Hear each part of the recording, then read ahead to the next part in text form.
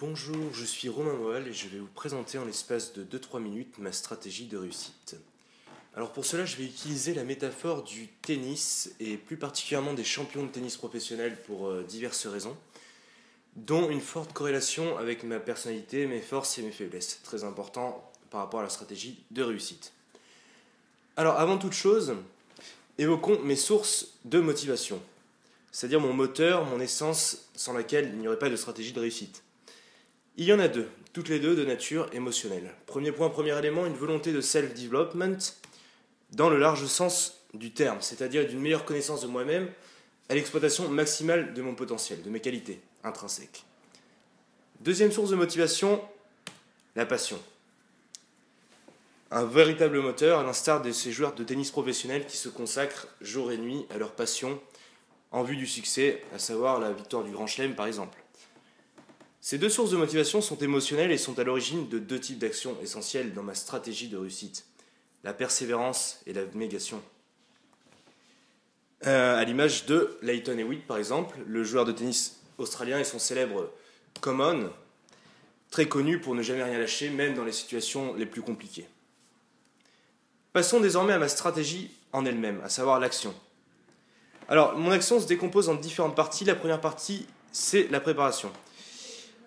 Effectivement, toutes mes expériences de succès antérieures sont passées par une planification précise en amont, une planification réfléchie qui cherche à anticiper tous les problèmes potentiels. D'autre part, j'agis seul pour plusieurs raisons. La première est une question de productivité. Je me base une fois de plus sur mes expériences de succès et d'échecs passés pour affirmer cela.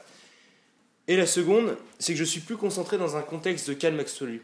À l'image ici de Rafael Nadal, lorsque je suis dans ma bulle, dans la préparation d'avant-match au vestiaire. Donc, une fois la préparation terminée, il est temps de rentrer sur le court et de mettre en pratique le plan édifié lors de la première étape. Et pour cela, deux scénarios différents. Premier cas, tout se passe comme prévu.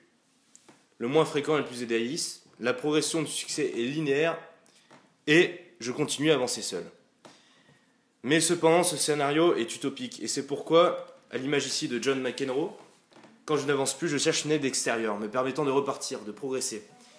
Mais pas n'importe quelle aide extérieure, celle des personnes en qui je crois. Une ou deux personnes maximales. Regardez ici John McEnroe, il se retourne vers son clan, son coach et ses préparateurs physiques.